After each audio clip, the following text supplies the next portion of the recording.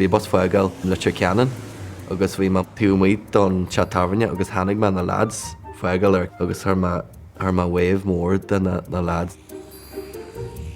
Agus le mar steall le taxi in Laochra Gael der leave me Carlo.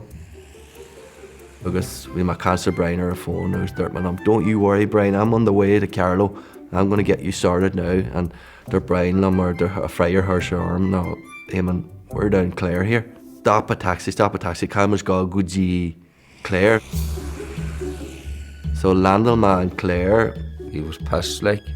So we eventually got him into the hotel like, but into the hotel that evening. But he had full intentions of going down and playing. Bhí McGaver agus a foreign banner shut just right ige Daris. And I walked into the hotel and the look of disappointment and disgust, it'll always stay with me.